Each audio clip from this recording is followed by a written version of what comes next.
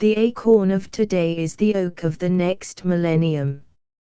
I throw my stone on the cairn and die, but later comers add another stone and yet another, and lo! A mountain. Zoo interrupts him by laughing heartily at him. The elderly gentleman, with offended dignity, may I ask what I have said that calls for this merriment? Zoo. Oh, Daddy, Daddy, Daddy, you are a funny little man, with your torches, and your flames, and your bricks and edifices and pages and volumes and chapters and coral insects and bees and acorns and stones and mountains. The elderly gentleman. Metaphors, madam. Metaphors merely. Zoo. Images, images, images. I was talking about men, not about images. The elderly gentleman. I was illustrating, not, I hope, quite infelicitously, the great march of progress. I was showing you how, short-lived as we Orientals are, mankind gains in stature from generation to generation, from epoch to epoch, from barbarism to civilization, from civilization to perfection. Zoo. I see. The father grows to be 6 feet high, and hands on his 6 feet to his son, who adds another 6 feet and becomes 12 feet high, and hands his 12 feet on to his son, who is full grown at 18 feet, and so on. In 1,000 years you would all be 3 or 4 miles high. At that rate your ancestors Bilge and Bluebeard, whom you call giants, must have been about 1/4 of an inch high. The elderly gentleman. I am not here to bandy quibbles and paradoxes with a girl who blunders over the greatest names in history. I am in earnest. I am treating a solemn theme seriously. I never said that the son of a man 6 feet high would be 12 feet high. Zoo. You didn't mean that. The elderly gentleman. Most certainly not. Zoo. Then you didn't mean anything. Now listen to me, you little ephemeral thing. I knew quite well what you meant by your torch handed on from generation to generation. But every time that torch is handed on, it dies down to the tiniest spark, and the man who gets it can rekindle it only by his own light. You are no taller than Bilge or Bluebeard, and you are no wiser. Their wisdom, such as it was, perished with them, so did their strength, if their strength ever existed outside your imagination. I do not know how old you are, you look about 500, the elderly gentleman. 500. Really, Madam, Zoo, continuing, but I know, of course, that you are an ordinary short-liver. Well, your wisdom is only such wisdom as a man can have before he has had experience enough to distinguish his wisdom from his folly, his destiny from his delusions, the elderly gentleman. In short, such wisdom as your own. Zoo. No, no, no, no. How often must I tell you that we are made wise not by the recollections of our past, but by the responsibilities of our future? I shall be more reckless when I am a tertiary than I am today. If you cannot understand that, at least you must admit that I have learned from tertiaries. I have seen their work and lived under their institutions. Like all young things I rebelled against them, and in their hunger for new lights and new ideas they listened to me and encouraged me to rebel. But my ways did not work, and theirs did, and they were able to tell me why. They have no power over me except that power. They refuse all other power, and the consequence is that there are no limits to their power except the limits they set themselves. You are a child governed by children, who make so many mistakes and are so naughty that you are in continual rebellion against them, and as they can never convince you that they are right, they can govern you only by beating you, imprisoning you, torturing you, killing you if you disobey them without being strong enough to kill or torture them. The elderly gentleman. That may be an unfortunate fact. I condemn it and deplore it. But our minds are greater than the facts. We know better. The greatest ancient teachers, followed by the galaxy of Christs who arose in the 20th century, not to mention such comparatively modern spiritual leaders as Blitheringam, Tosh, and Spifkins, all taught that punishment and revenge, coercion and militarism, are mistakes, and that the golden rule, zoo. Interrupting, yes, yes, yes, Daddy, we long-lived people know that quite well. But did any of their disciples ever succeed in governing you for a single day on their Christ-like principles? It is not enough to know what is good, you must be able to do it. They couldn't do it because they did not live long enough to find out how to do it, or to outlive the childish passions that prevented them from really wanting to do it. You know very well that they could only keep order, such as it was, by the very coercion and militarism they were denouncing and deploring.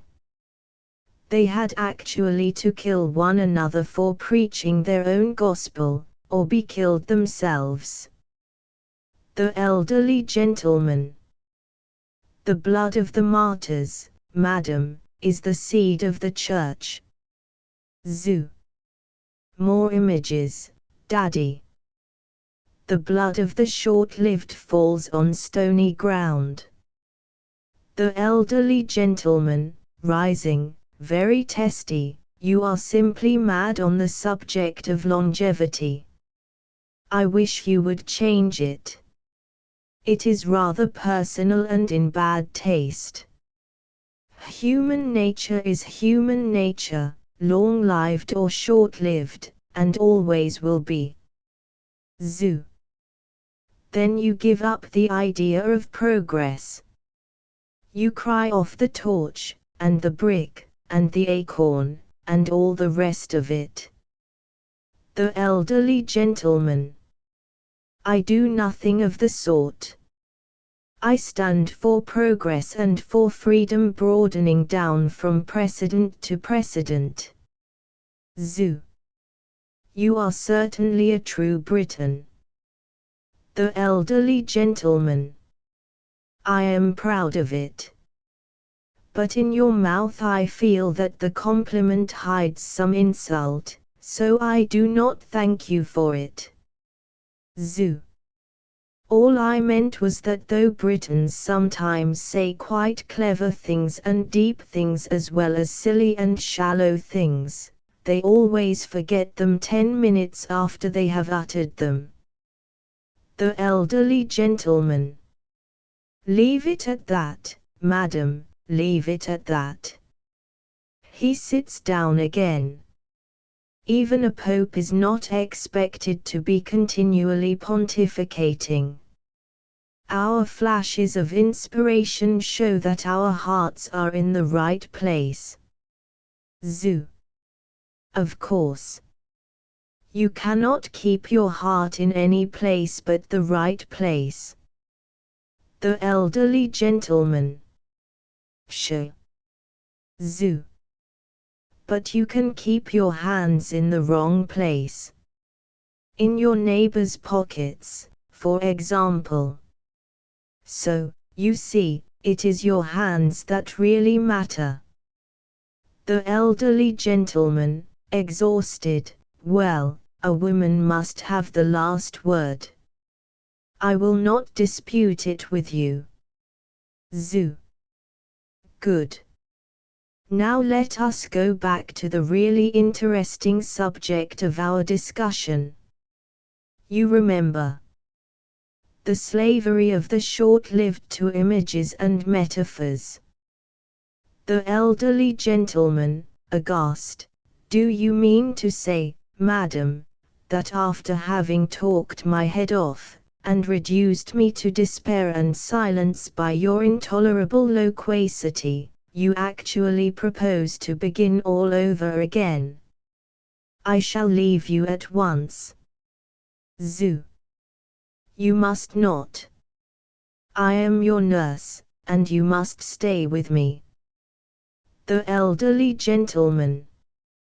I absolutely decline to do anything of the sort. He rises and walks away with marked dignity.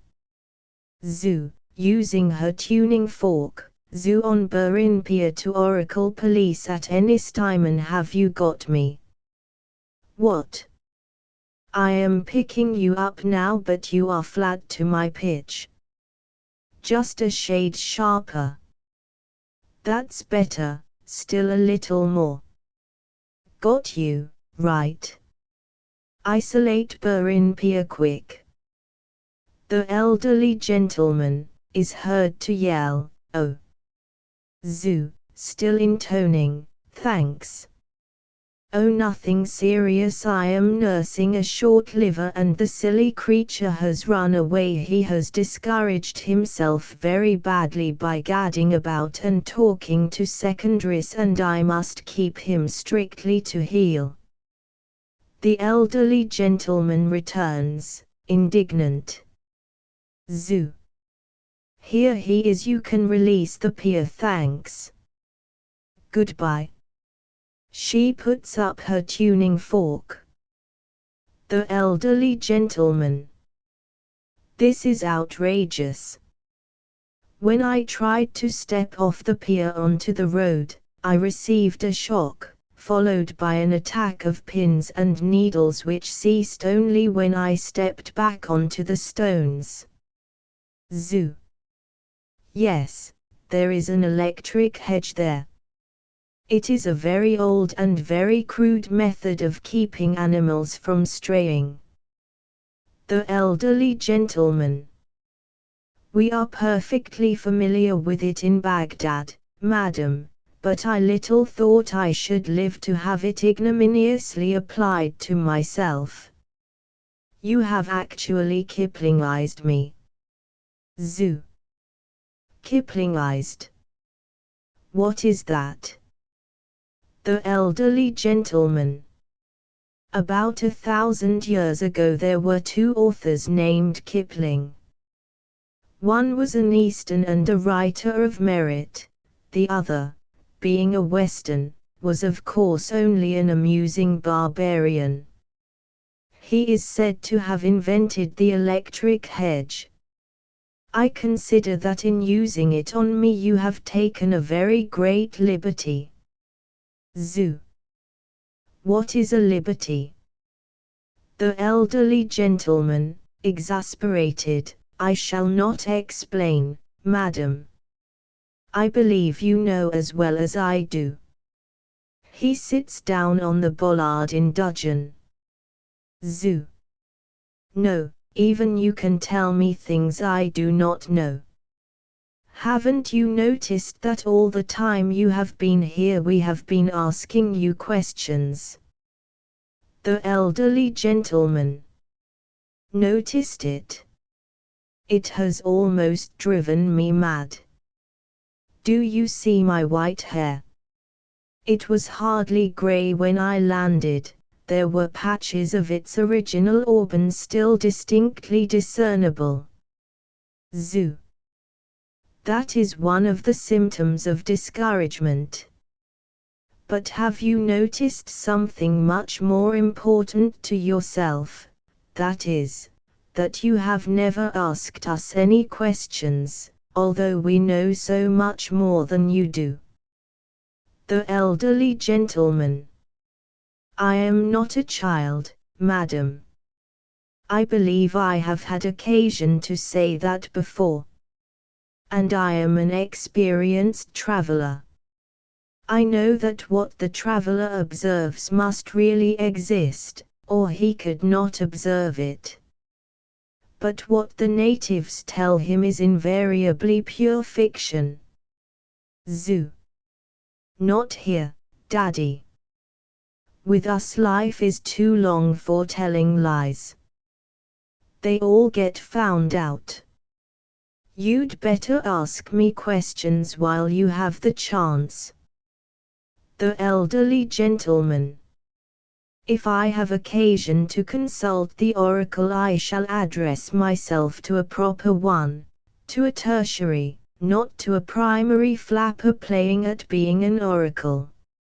If you are a nurserymaid, attend to your duties, and do not presume to ape your elders. Zoo. Rising ominously and reddening, you silly, the elderly gentleman, thundering, silence. Do you hear? Hold your tongue. Zoo. Something very disagreeable is happening to me. I feel hot all over. I have a horrible impulse to injure you. What have you done to me? The elderly gentleman, triumphant, aha! I have made you blush. Now you know what blushing means. Blushing with shame. Zoo. Whatever you are doing, it is something so utterly evil that if you do not stop I will kill you. The elderly gentleman, apprehending his danger. Doubtless you think it safe to threaten an old man, Zoo, fiercely, old. You are a child, an evil child. We kill evil children here. We do it even against our own wills by instinct. Take care. The elderly gentleman, rising with crestfallen courtesy, I did not mean to hurt your feelings.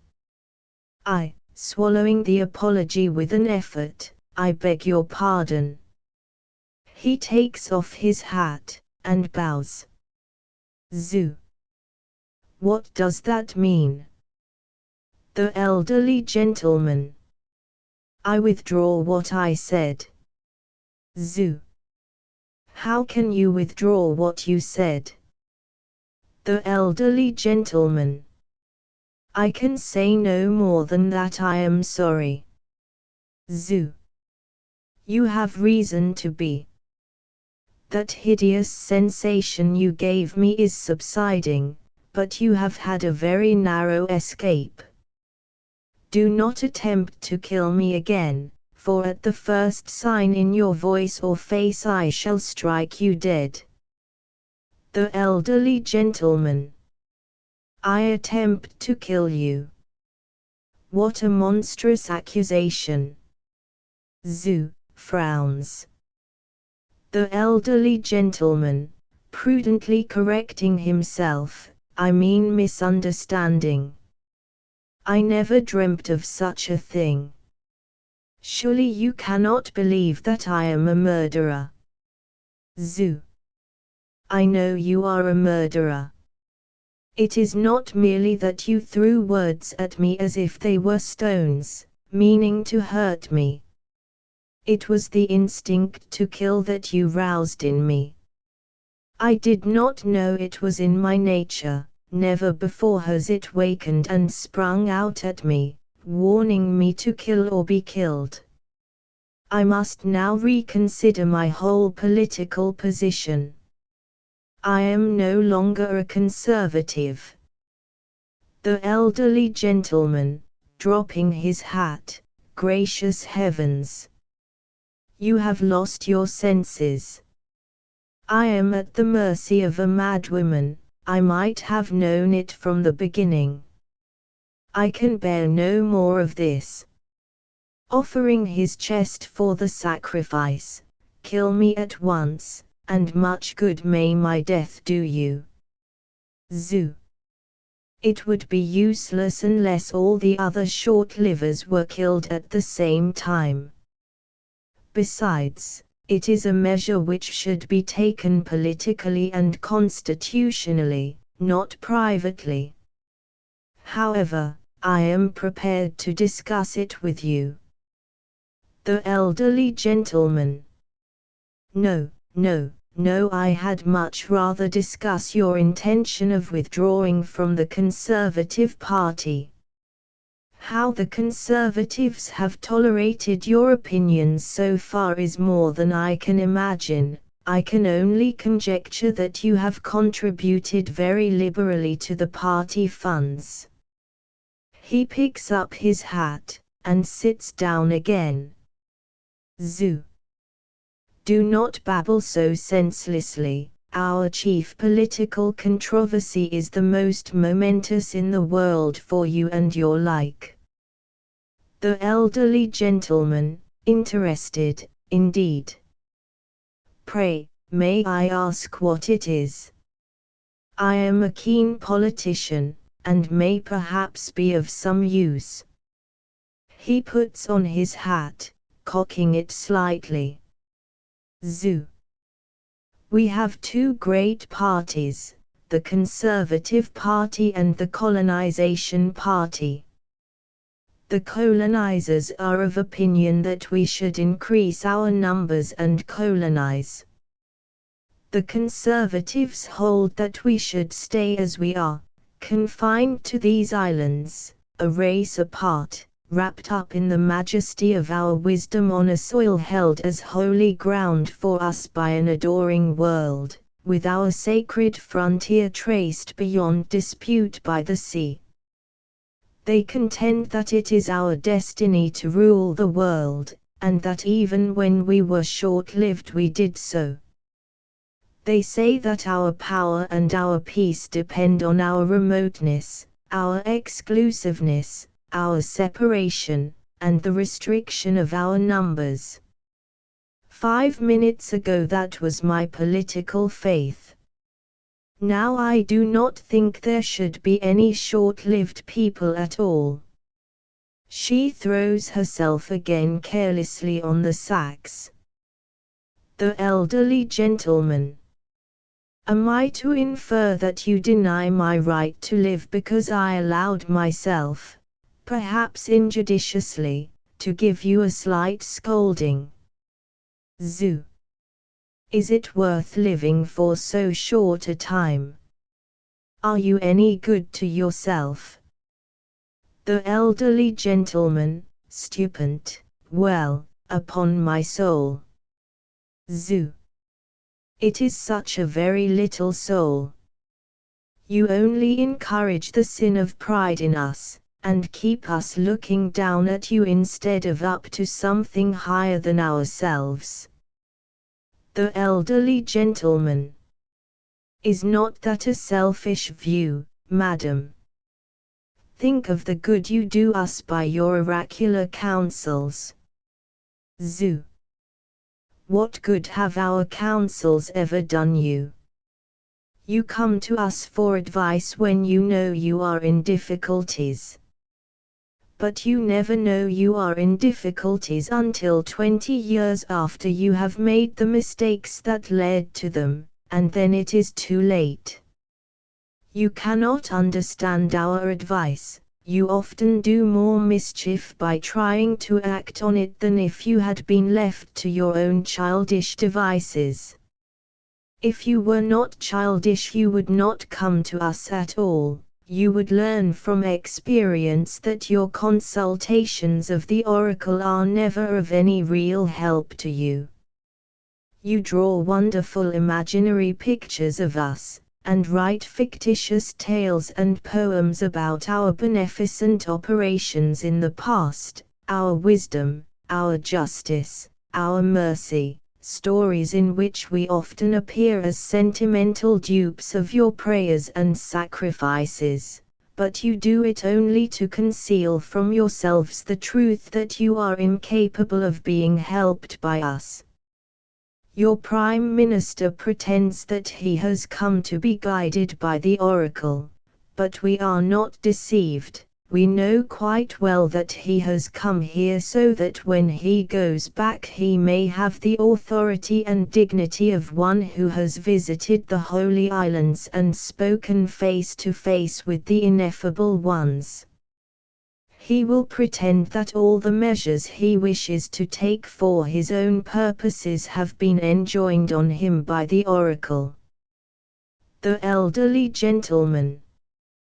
But you forget that the answers of the oracle cannot be kept secret or misrepresented. They are written and promulgated.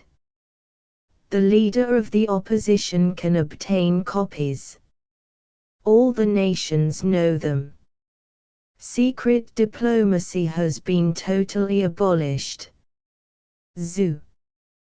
Yes, you publish documents, but they are garbled or forged.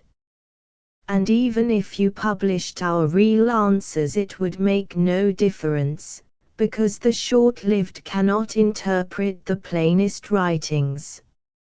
Your scriptures command you in the plainest terms to do exactly the contrary of everything your own laws and chosen rulers command and execute. You cannot defy nature. It is a law of nature that there is a fixed relation between conduct and length of life. The elderly gentleman. I have never heard of any such law, madam. Zoo. Well, you are hearing of it now. The elderly gentleman. Let me tell you that we short-livers, as you call us, have lengthened our lives very considerably. Zoo. How? The elderly gentleman. By saving time. By enabling men to cross the ocean in an afternoon, and to see and speak to one another when they are thousands of miles apart. We hope shortly to organize their labor, and press natural forces into their service, so scientifically that the burden of labor will cease to be perceptible, leaving common men more leisure than they will know what to do with. Zoo. Daddy, the man whose life is lengthened in this way may be busier than a savage, but the difference between such men living 70 years and those living 300 would be all the greater, for to a short liver increase of years is only increase of sorrow, but to a long liver every extra year is a prospect which forces him to stretch his faculties to the utmost to face it. Therefore I say that we who live 300 years can be of no use to you who live less than 100, and that our true destiny is not to advise and govern you, but to supplant and supersede you. In that faith I now declare myself a colonizer and an exterminator. The elderly gentleman. Oh, steady. Steady. Pray. Pray. Reflect, I implore you. It is possible to colonize without exterminating the natives. Would you treat us less mercifully than our barbarous forefathers treated the redskin and the Negro? Are we not, as Britons, entitled at least to some reservations? Zoo. What is the use of prolonging the agony? You would perish slowly in our presence, no matter what we did to preserve you. You were almost dead when I took charge of you today, merely because you had talked for a few minutes to a secondary. Besides, we have our own experience to go upon. Have you never heard that our children occasionally revert to the ancestral type, and are born short-lived?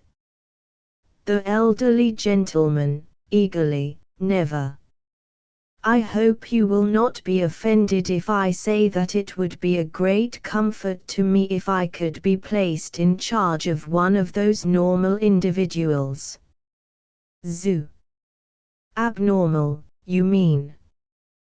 What you ask is impossible, we weed them all out. The elderly gentleman. When you say that you weed them out, you send a cold shiver down my spine. I hope you don't mean that you assist nature in any way. Zoo. Why not? Have you not heard the saying of the Chinese sage Di Ning, that a good garden needs weeding? But it is not necessary for us to interfere. We are naturally rather particular as to the conditions on which we consent to live. One does not mind the accidental loss of an arm or a leg or an eye. After all, no one with 2 legs is unhappy because he has not 3, so why should a man with 1 be unhappy because he has not 2? But infirmities of mind and temper are quite another matter. If one of us has no self-control, or is too weak to bear the strain of our truthful life without wincing, or is tormented by depraved appetites and superstitions, or is unable to keep free from pain and depression, he naturally becomes discouraged, and refuses to live. The elderly gentleman. Good Lord. Cuts his throat, do you mean? Zoo. No, why should he cut his throat? He simply dies. He wants to. He is out of countenance, as we call it. The elderly gentleman. Well. But suppose he is depraved enough not to want to die, and to settle the difficulty by killing all the rest of you. Zoo. Oh, he is one of the thoroughly degenerate short-livers whom we occasionally produce. He emigrates. The elderly gentleman. And what becomes of him then? Zoo. You short-lived people always think very highly of him. You accept him as what you call a great man. The elderly gentleman. You astonish me, and yet I must admit that what you tell me accounts for a great deal of the little I know of the private life of our great men. We must be very convenient to you as a dumping place for your failures. Zoo. I admit that. The elderly gentleman. Good. Then if you carry out your plan of colonization, and leave no short-lived countries in the world, what will you do with your undesirables? Zoo. Kill them. Our tertiaries are not at all squeamish about killing. The elderly gentleman. Gracious powers. Zoo, glancing up at the sun, come. It is just 16 o'clock, and you have to join your party at past in the temple in Galway. The elderly gentleman, rising, Galway. Shall I at last be able to boast of having seen that magnificent city? Zoo. You will be disappointed, we have no cities. There is a temple of the oracle, that is all. The elderly gentleman. Alas! and I came here to fulfill two long-cherished dreams. One was to see Galway. It has been said, see Galway and die. The other was to contemplate the ruins of London. Zoo. Ruins. We do not tolerate ruins. Was London a place of any importance? The elderly gentleman, amazed, what? London. It was the mightiest city of antiquity. Rhetorically, situate just where the Dover Road crosses the Thames, it, zoo, curtly interrupting, there is nothing there now. Why should anybody pitch on such a spot to live? The nearest houses are at a place called Strand on the Green, it is very old. Come. We shall go across the water. She goes down the steps. The elderly gentleman. Sic transit gloria mundi. Zoo, from below, what did you say? The elderly gentleman, despairingly, nothing. You would not understand. He goes down the steps. Act 2. A courtyard before the columned portico of a temple. The temple door is in the middle of the portico. A veiled and robed woman of majestic carriage passes along behind the columns towards the entrance.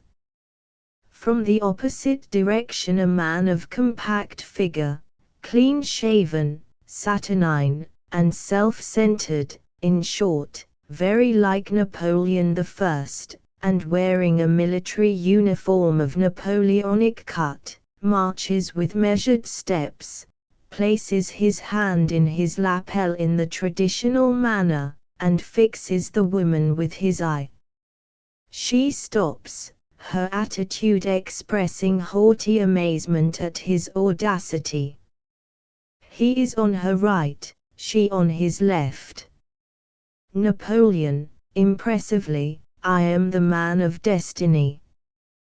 The veiled woman, unimpressed, how did you get in here? Napoleon. I walked in. I go on until I am stopped. I never am stopped. I tell you I am the man of destiny. The veiled woman. You will be a man of very short destiny if you wander about here without one of our children to guide you. I suppose you belong to the Baghdad envoy. Napoleon. I came with him, but I do not belong to him. I belong to myself. Direct me to the oracle if you can. If not, do not waste my time. The veiled woman. Your time, poor creature, is short. I will not waste it. Your envoy and his party will be here presently. The consultation of the oracle is arranged for them, and will take place according to the prescribed ritual. You can wait here until they come. She turns to go into the temple. Napoleon. I never wait. She stops. The prescribed ritual is, I believe, the classical one of the pythoness on her tripod, the intoxicating fumes arising from the abyss, the convulsions of the priestess as she delivers the message of the god, and so on. That sort of thing does not impose on me. I use it myself to impose on simpletons. I believe that what is, is. I know that what is not, is not. The antics of a woman sitting on a tripod and pretending to be drunk do not interest me. Her words are put into her mouth, not by a god, but by a man 300 years old, who has had the capacity to profit by his experience. I wish to speak to that man face to face, without mummery or imposture. The veiled woman. You seem to be an unusually sensible person. But there is no old man. I am the oracle on duty today. I am on my way to take my place on the tripod, and go through the usual mummery, as you rightly call it, to impress your friend the envoy. As you are superior to that kind of thing, you may consult me now. She leads the way into the middle of the courtyard. What do you want to know? Napoleon, following her. Madam, I have not come all this way to discuss matters of state with a woman.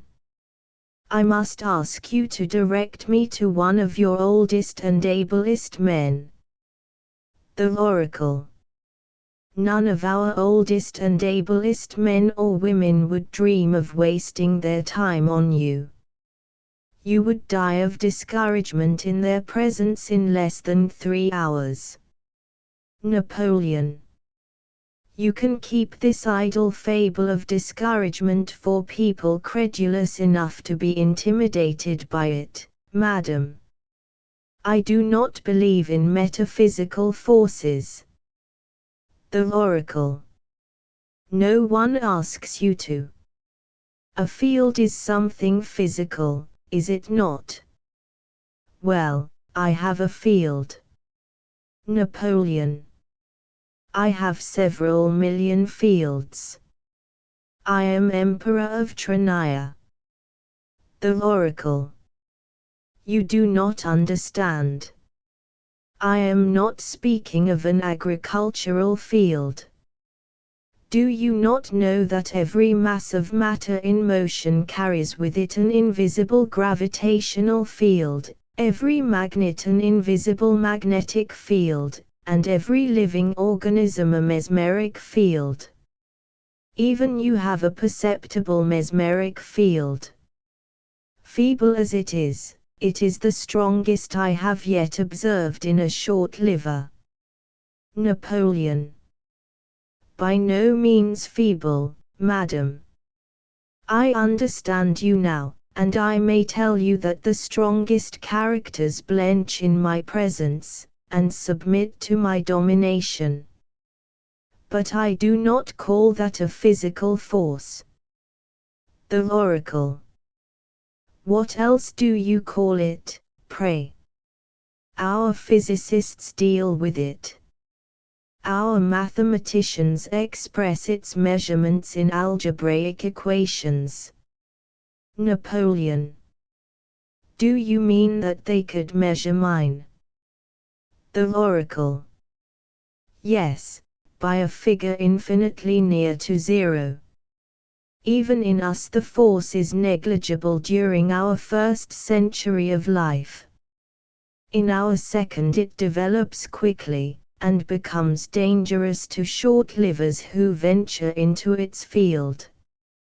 If I were not veiled and robed in insulating material you could not endure my presence, and I am still a young woman, 170 if you wish to know exactly. Napoleon, folding his arms, I am not intimidated, no woman alive, old or young, can put me out of countenance. Unveil, madam. Disrobe.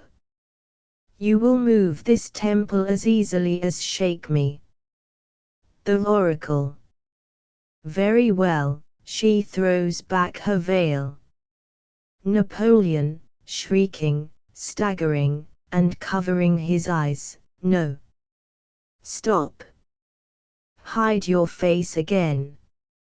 Shutting his eyes and distractedly clutching at his throat and heart, let me go. Help. I am dying. The oracle. Do you still wish to consult an older person? Napoleon. No, no. the veil, I beg you. The oracle, replacing the veil, so. Napoleon. Oof.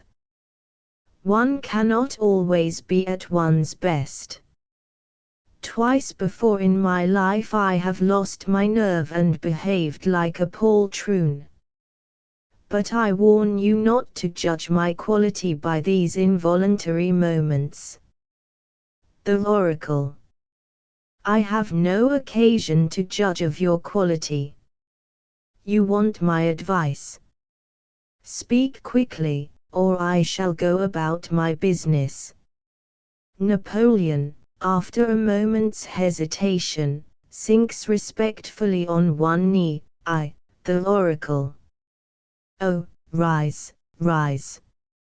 Are you so foolish as to offer me this mummery which even you despise?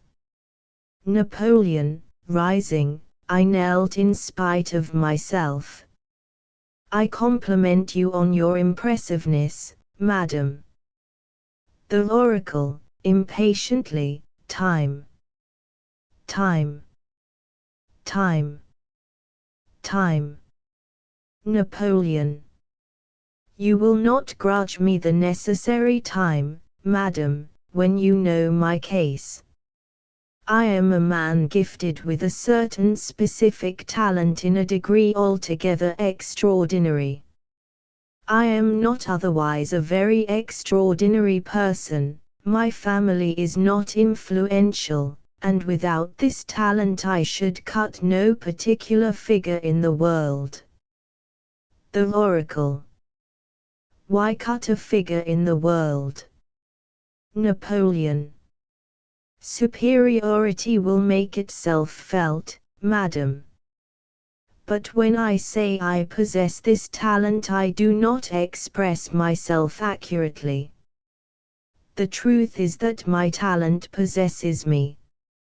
It is genius. It drives me to exercise it. I must exercise it. I am great when I exercise it. At other moments I am nobody. The oracle. Well, exercise it. Do you need an oracle to tell you that? Napoleon. Wait.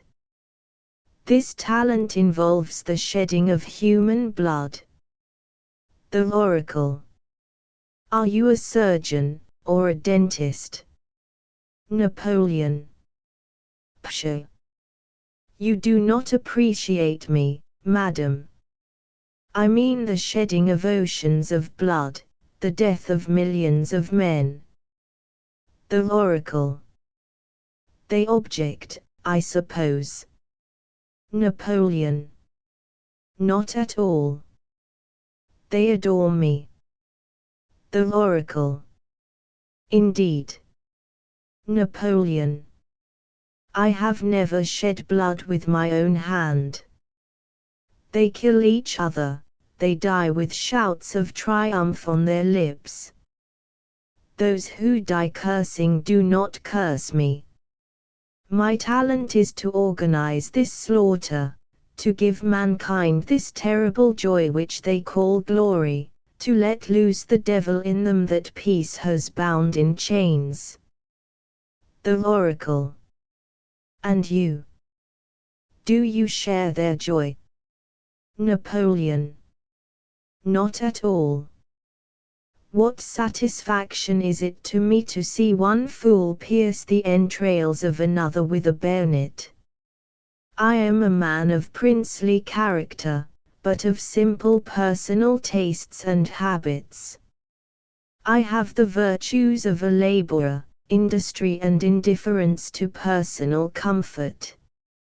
But I must rule, because I am so superior to other men that it is intolerable to me to be misruled by them. Yet only as a slayer can I become a ruler. I cannot be great as a writer, I have tried and failed. I have no talent as a sculptor or painter, and as lawyer, preacher, doctor, or actor, scores of second-rate men can do as well as I, or better. I am not even a diplomatist, I can only play my trump card of force. What I can do is to organize war. Look at me. I seem a man like other men, because 9/10 of me is common humanity. But the other 10th is a faculty for seeing things as they are that no other man possesses. The Oracle. You mean that you have no imagination? Napoleon, forcibly, I mean that I have the only imagination worth having, the power of imagining things as they are, even when I cannot see them. You feel yourself my superior, I know, nay, you are my superior, have I not bowed my knee to you by instinct? Yet I challenge you to a test of our respective powers. Can you calculate what the mathematicians call vectors, without putting a single algebraic symbol on paper? Can you launch 10,000 men across a frontier and a chain of mountains and know to a mile exactly where they will be at the end of 7 weeks? The rest is nothing. I got it all from the books at my military school. Now this great game of war, this playing with armies as other men play with bowls and skittles, is one which I must go on playing, partly because a man must do what he can and not what he would like to do, and partly because, if I stop, I immediately lose my power and become a beggar in the land where I now make men drunk with glory. The Oracle. No doubt then you wish to know how to extricate yourself from this unfortunate position. Napoleon. It is not generally considered unfortunate, madam. Supremely fortunate rather. The Oracle. If you think so, go on making them drunk with glory. Why trouble me with their folly and your vectors? Napoleon. Unluckily, madam, men are not only heroes, they are also cowards. They desire glory, but they dread death. The Oracle. Why should they? Their lives are too short to be worth living. That is why they think your game of war worth playing. Napoleon. They do not look at it quite in that way. The most worthless soldier wants to live forever. To make him risk being killed by the enemy, I have to convince him that if he hesitates he will inevitably be shot at dawn by his own comrades for cowardice. The Oracle. And if his comrades refuse to shoot him? Napoleon. They will be shot too, of course. The Oracle. By whom? Napoleon. By their comrades. The Oracle. And if they refuse? Napoleon. Up to a certain point they do not refuse. The Oracle. But when that point is reached, you have to do the shooting yourself, eh? Napoleon. Unfortunately, madam, when that point is reached, they shoot me. The Oracle. MF. It seems to me they might as well shoot you first as last. Why don't they? Napoleon. Because their love of fighting, their desire for glory, their shame of being branded as dastards, their instinct to test themselves in terrible trials, their fear of being killed or enslaved by the enemy, their belief that they are defending their hearths and homes, overcome their natural cowardice, and make them willing not only to risk their own lives but to kill everyone who refuses to take that risk. But if war continues too long, there comes a time when the soldiers, and also the taxpayers who are supporting and munitioning them, reach a condition which they describe as being fed up. The troops have proved their courage, and want to go home and enjoy in peace the glory it has earned them. Besides, the risk of death for each soldier becomes a certainty if the fighting goes on forever. He hopes to escape for 6 months, but knows he cannot escape for 6 years. The risk of bankruptcy for the citizen becomes a certainty in the same way. Now what does this mean for me? The oracle. Does that matter in the midst of such calamity? Napoleon. Pshaw. Madam, it is the only thing that matters. The value of human life is the value of the greatest living man. Cut off that infinitesimal layer of grey matter which distinguishes my brain from that of the common man, and you cut down the stature of humanity from that of a giant to that of a nobody. I matter supremely, my soldiers do not matter at all, there are plenty more where they came from. If you kill me, or put a stop to my activity, it is the same thing, the nobler part of human life perishes. You must save the world from that catastrophe, madam.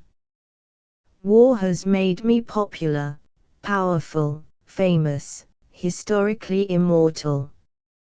But I foresee that if I go on to the end it will leave me execrated, dethroned, imprisoned, perhaps executed.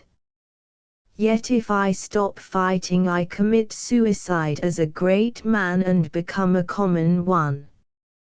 How am I to escape the horns of this tragic dilemma? Victory I can guarantee, I am invincible. But the cost of victory is the demoralization, the depopulation, the ruin of the victors no less than of the vanquished. How am I to satisfy my genius by fighting until I die? That is my question to you. The oracle. Were you not rash to venture into these sacred islands with such a question on your lips? Warriors are not popular here, my friend. Napoleon. If a soldier were restrained by such a consideration, madam, he would no longer be a soldier. Besides, he produces a pistol, I have not come unarmed. The oracle. What is that thing? Napoleon. It is an instrument of my profession, madam. I raise this hammer, I point the barrel at you, I pull this trigger that is against my forefinger, and you fall dead. The oracle. Show it to me. She puts out her hand to take it from him. Napoleon, retreating a step. Pardon me, madam. I never trust my life in the hands of a person over whom I have no control. The oracle, sternly, give it to me. She raises her hand to her veil. Napoleon, dropping the pistol and covering his eyes, quarter. Kamerad. Take it, madam, he kicks it towards her, I surrender. The oracle. Give me that thing. Do you expect me to stoop for it? Napoleon, taking his hands from his eyes with an effort, a poor victory, madam, he picks up the pistol and hands it to her. There was no vector strategy needed to win it. Making a pose of his humiliation, but enjoy your triumph, you have made me. Kane Adamson Charles Napoleon, Emperor of Tranaya. Cry for quarter. The Oracle. The way out of your difficulty, Kane Adamson, is very simple. Napoleon, eagerly, good. What is it? The Oracle. To die before the tide of glory turns. Allow me, she shoots him. He falls with a shriek. She throws the pistol away and goes haughtily into the temple. Napoleon, scrambling to his feet, murderess. Monster. She-devil. Unnatural, inhuman wretch. You deserve to be hanged, guillotined, broken on the wheel, burnt alive. No sense of the sacredness of human life. No thought for my wife and children. Bitch. Sow. Wanton. He picks up the pistol. And missed me at 5 yards. That's a woman all over. He is going away whence he came when Zoo arrives and confronts him at the head of a party consisting of the British envoy, the elderly gentleman, the envoy's wife, and her daughter, aged about 18. The envoy, a typical politician, looks like an imperfectly reformed criminal disguised by a good tailor. The dress of the ladies is coeval with that of the elderly gentleman, and suitable for public official ceremonies in Western capitals at the 1819 fin de siècle. They file in under the portico. Zoo immediately comes out imperiously to Napoleon's right, whilst the envoy's wife hurries effusively to his left. The envoy meanwhile passes along behind the columns to the door, followed by his daughter. The elderly gentleman stops just where he entered, to see why Zoo has swooped so abruptly on the Emperor of Tranaya. Zoo, to Napoleon, severely, what are you doing here by yourself? You have no business to go about here alone. What was that noise just now? What is that in your hand? Napoleon glares at her in speechless fury, pockets the pistol, and produces a whistle. The envoy's wife. Aren't you coming with us to the Oracle, sire? Napoleon. To hell with the Oracle, and with you too, he turns to go. The envoy's wife, together, oh, sire. Zoo, where are you going? Napoleon. To fetch the police. He goes out past Zoo, almost jostling her, and blowing piercing blasts on his whistle. Zoo, whipping out her tuning fork and intoning, "Hello Galway Central." The whistling continues. Stand by to isolate. To the elderly gentleman, who is staring after the whistling emperor, how far has he gone? The elderly gentleman. To that curious statue of a fat old man. Zoo, quickly, intoning, isolate the Falstaff monument, isolate hard. Paralyze, the whistling stops. Thank you. She puts up her tuning fork. He shall not move a muscle until I come to fetch him. The envoy's wife.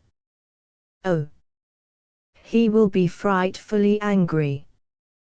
Did you hear what he said to me? Zoo. Much we care for his anger. The daughter, coming forward between her mother and Zhu. "Please, madam, whose statue is it? And where can I buy a picture postcard of it? It is so funny. I will take a snapshot when we are coming back, but they come out so badly sometimes." Zhu: "They will give you pictures and toys in the temple to take away with you. The story of the statue is too long. It would bore you." She goes past them across the courtyard to get rid of them. The wife, gushing, "Oh no, I assure you." The daughter, copying her mother, "We should be so interested." Zhu: "Nonsense.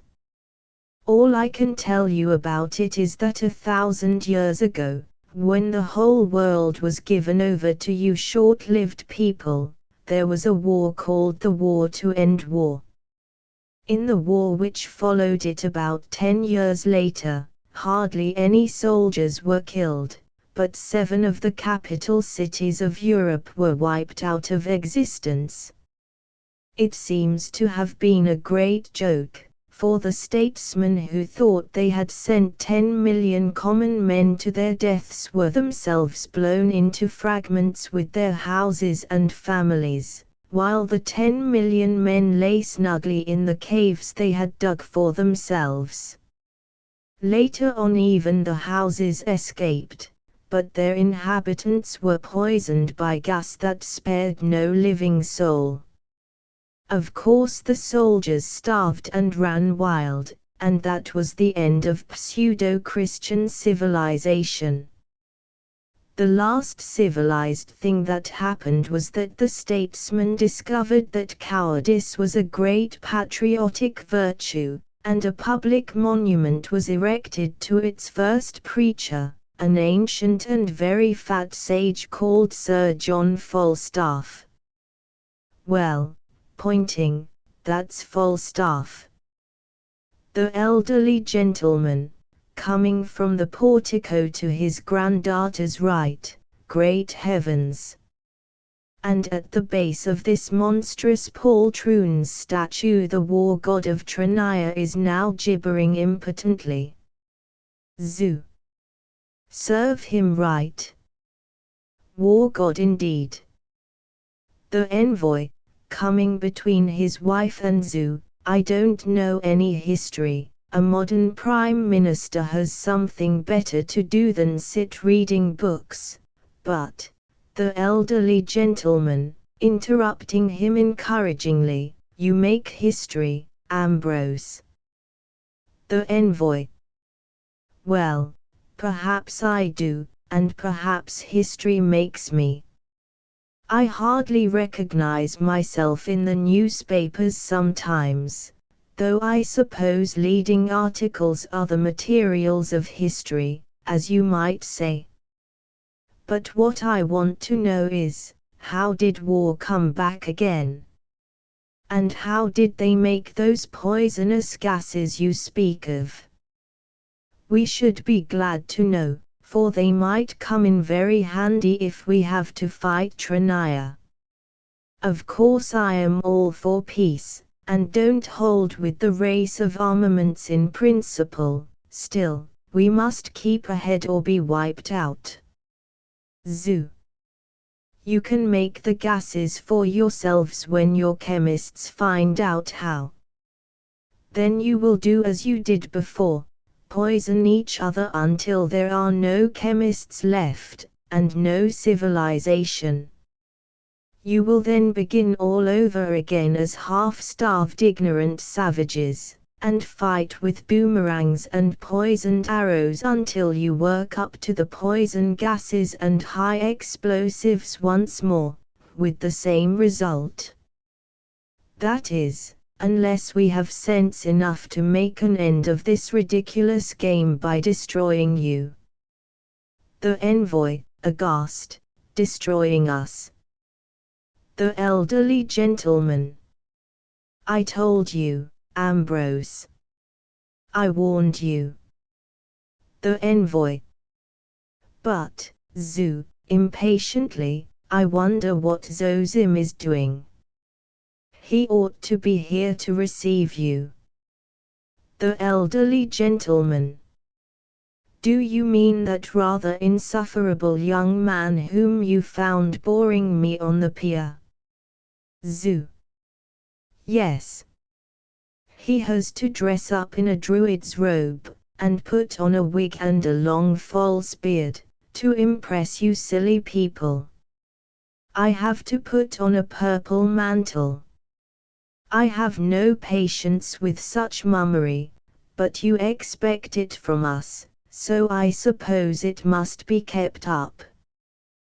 Will you wait here until Zozim comes, please? She turns to enter the temple. The envoy. My good lady, is it worthwhile dressing up and putting on false beards for us if you tell us beforehand that it is all humbug? Zoo. One would not think so, but if you won't believe in anyone who is not dressed up, why, we must dress up for you. It was you who invented all this nonsense, not we. The elderly gentleman. But do you expect us to be impressed after this? Zoo. I don't expect anything. I know, as a matter of experience, that you will be impressed. The oracle will frighten you out of your wits. She goes into the temple. The wife. These people treat us as if we were dirt beneath their feet. I wonder at you putting up with it, Ambi. It would serve them right if we went home at once, wouldn't it, Eth? The daughter. Yes, Mama. But perhaps they wouldn't mind. The envoy. No use talking like that, Molly. I've got to see this oracle. The folks at home won't know how we have been treated. All they'll know is that I've stood face to face with the oracle and had the straight tip from her. I hope this Zozim chap is not going to keep us waiting much longer, for I feel far from comfortable about the approaching interview, and that's the honest truth. The elderly gentleman. I never thought I should want to see that man again, but now I wish he would take charge of us instead of Zoo. She was charming at first, quite charming, but she turned into a fiend because I had a few words with her. You would not believe, she very nearly killed me. You heard what she said just now. She belongs to a party here which wants to have us all killed. The wife, terrified, us. But we have done nothing, we have been as nice to them as nice could be. Oh, Ambi, come away, there is something dreadful about this place and these people. The envoy. There is, and no mistake. But you're safe with me, you ought to have sense enough to know that. The elderly gentleman. I am sorry to say, Molly, that it is not merely us four poor weak creatures they want to kill, but the entire race of man, except themselves. The envoy. Not so poor neither, Papa. Nor so weak, if you are going to take in all the powers. If it comes to killing, two can play at that game, long-lived or short-lived. The elderly gentleman. No, Ambrose, we should have no chance. We are worms beside these fearful people, mere worms. Zozim comes from the temple, robed majestically, and wearing a wreath of mistletoe in his flowing white wig. His false beard reaches almost to his waist. He carries a staff with a curiously carved top. Zozim, in the doorway, impressively, "Hail, strangers! All, reverently, hail! Zozim! Are ye prepared?" The envoy. "We are." Zozim, unexpectedly becoming conversational, and strolling down carelessly to the middle of the group between the two ladies. "Well, I'm sorry to say the oracle is not. She was delayed by some member of your party who got loose, and as the show takes a bit of arranging, you will have to wait a few minutes.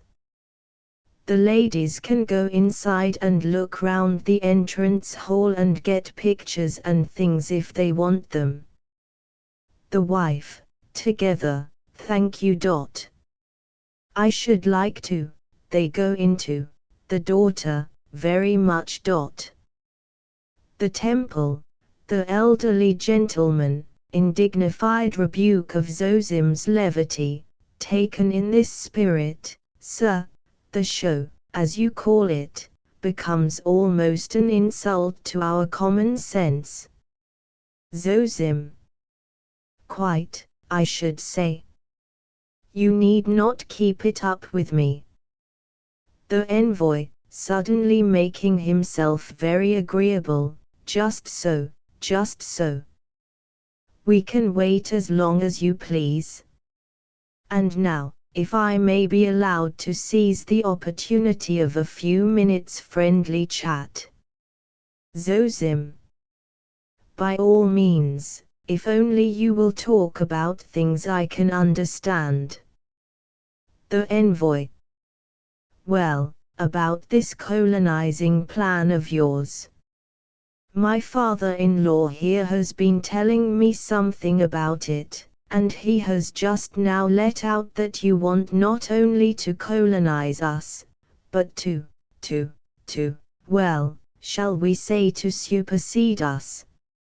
Now why supersede us? Why not live and let live? There's not a scrap of ill feeling on our side.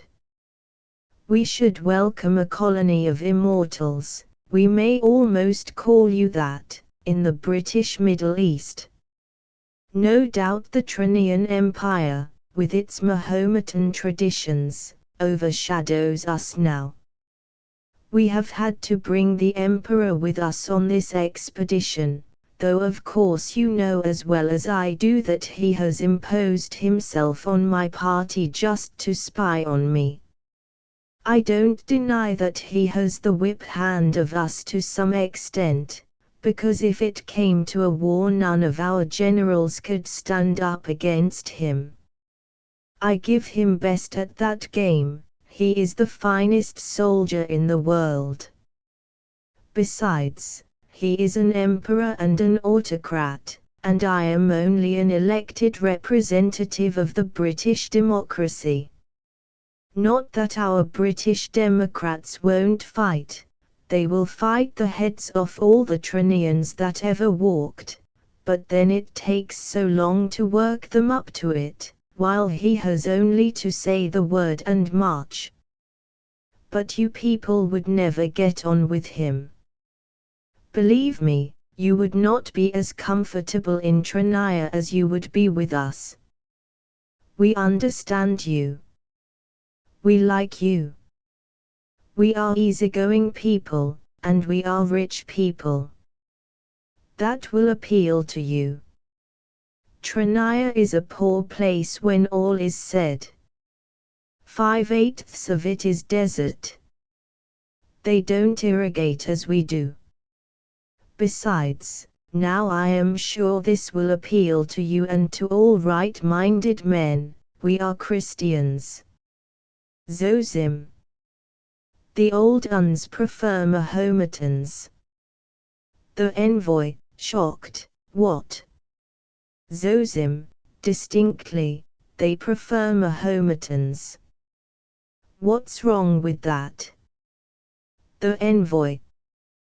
Well, of all the disgraceful, the elderly gentleman, diplomatically interrupting his scandalized son-in-law, there can be no doubt, I am afraid, that by clinging too long to the obsolete features of the old pseudo-Christian churches we allowed the Mahometans to get ahead of us at a very critical period of the development of the Eastern world. When the Mahometan Reformation took place, it left its followers with the enormous advantage of having the only established religion in the world in whose articles of faith any intelligent and educated person could believe. The Envoy. But what about our Reformation? Don't give the show away, Popper. We followed suit, didn't we? The elderly gentleman. Unfortunately, Ambrose, we could not follow suit very rapidly. We had not only a religion to deal with, but a church. Zosim. What is a church? The Envoy. Not know what a church is. Well. The elderly gentleman.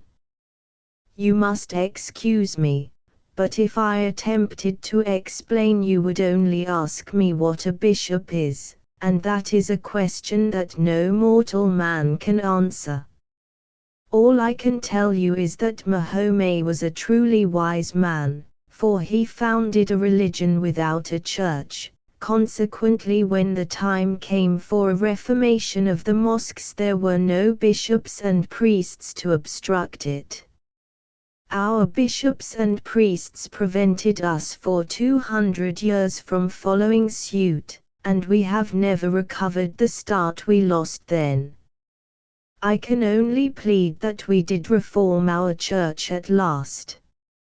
No doubt we had to make a few compromises as a matter of good taste, but there is now very little in our articles of religion that is not accepted as at least allegorically true by our higher criticism.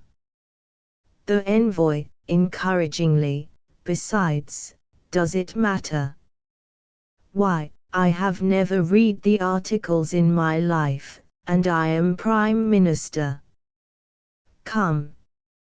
If my services in arranging for the reception of a colonizing party would be acceptable, they are at your disposal. And when I say a reception, I mean a reception. Royal honors, mind you.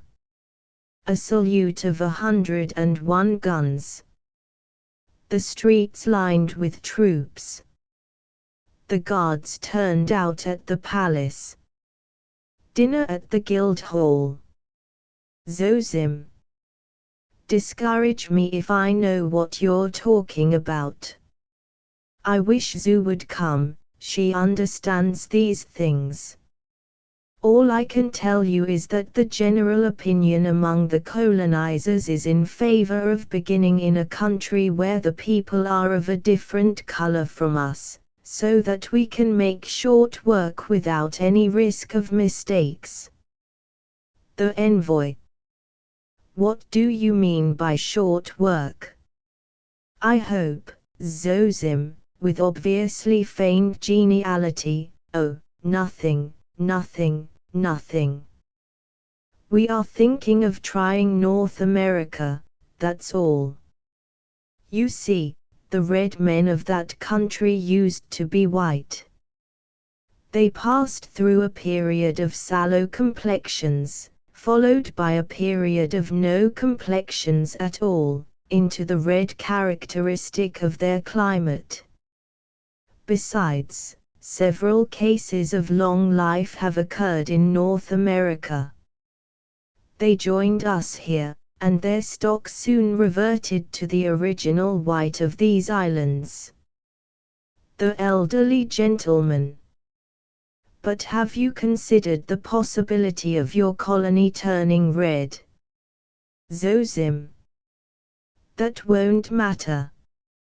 We are not particular about our pigmentation. The old books mention red-faced Englishmen. They appear to have been common objects at one time.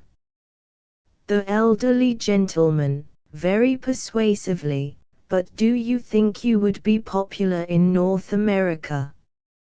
It seems to me, if I may say so, that on your own showing you need a country in which society is organized in a series of highly exclusive circles, in which the privacy of private life is very jealously guarded, and in which no one presumes to speak to anyone else without an introduction following a strict examination of social credentials. It is only in such a country that persons of special tastes and attainments can form a little world of their own, and protect themselves absolutely from intrusion by common persons. I think I may claim that our British society has developed this exclusiveness to perfection. If you would pay us a visit and see the working of our caste system, our club system, our guild system, you would admit that nowhere else in the world, least of all, perhaps in North America, which has a regrettable tradition of social promiscuity, could you keep yourselves so entirely to yourselves. Zosim, good-naturedly embarrassed, look here.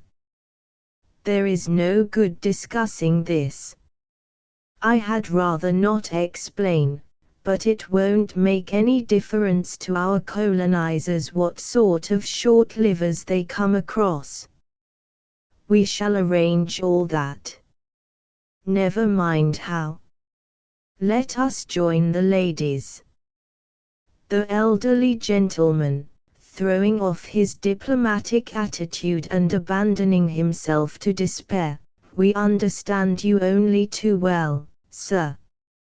Well, kill us. End the lives you have made miserably unhappy by opening up to us the possibility that any of us may live 300 years. I solemnly curse that possibility. To you it may be a blessing, because you do live 300 years. To us, who live less than 100, whose flesh is as grass, it is the most unbearable burden our poor tortured humanity has ever groaned under. The envoy. Hello, Popper. Steady. How do you make that out? Zosim. What is 300 years? Short enough, if you ask me. Why, in the old days you people lived on the assumption that you were going to last out forever and ever and ever. Immortal, you thought yourselves. Were you any happier then? The elderly gentleman.